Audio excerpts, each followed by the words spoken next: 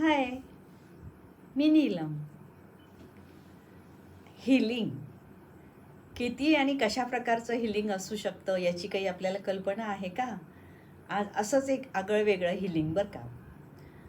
Bird healing ऐकलंय का कधी? बर्ड हिलिंग जसं माझं फुलांचं मेडिटेशन आपण बघितलं तसंच हे बर्ड हिलिंग बरं का. तर पक्ष्यांकडून हिलिंग घेणे म्हणजे निसर्गाच्या ऊर्जा, शांतता आणि स्पंदनाचा अनुभव घेणे हे पूर्णपणे नैसर्गिक आणि साधे असते. बर्ड्सकडून हिलिंग कशी घ्यावी? पहिलं, सकाळी पक्ष्यांचे आवाज ऐका. सूर्योदयाच्या वेळी 10-15 मिनिटे शांत बसून पक्ष्यांची किलबिल ऐका. यामुळे मन शांत होते, ताण कमी होतो आणि सकारात्मक ऊर्जा वाढते. दुसरं, पक्ष्यांचं निरीक्षण, बर्ड वॉचिंग. फक्त त्यांना पाहत बसा. त्यांच्या हालचाली, त्यांचं उडणं, त्यांचं स्वातंत्र्य अनुभवणे हे मनाला एकदम हलकं करतं. तिसरं, पक्ष्यांना दाणे टाका. घराच्या गॅलरीत किंवा अंगणात रोज ठराविक वेळी दाणे पाणी ठेवा. दान केल्याने मनात समाधान आणि कृतज्ञता निर्माण होते. 4. श्वसन. श्वसन प्लस पक्ष्यांचा आवाज.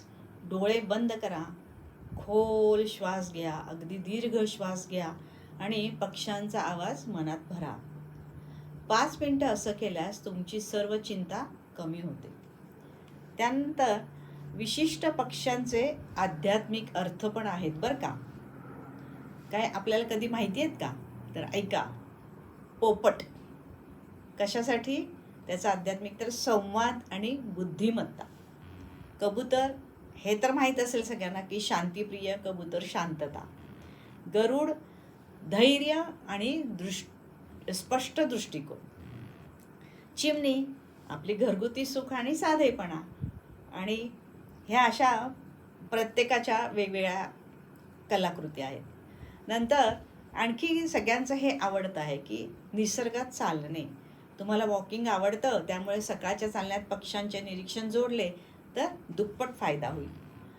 आणि सगळ्यात महत्त्वाचं, हे सर्व करताना फक्त वर्तमान क्षणात राहा. Be at present. मोबाईल बाजूला ठेवा आणि कोणी कंपनी असेल तर गप्पा मारणे हेही सोडा. फक्त तुमचं चालणं, तुमचा श्वास, तुमची लय आणि निसर्गातील पक्ष्यांचा आवाज निसर्गाशी जोडले गेल्यावर खऱ्या अर्थानं हिलिंग अनुभवता येते. अशाच आणखी छान छान व्हिडिओसाठी वेट अँड वॉच.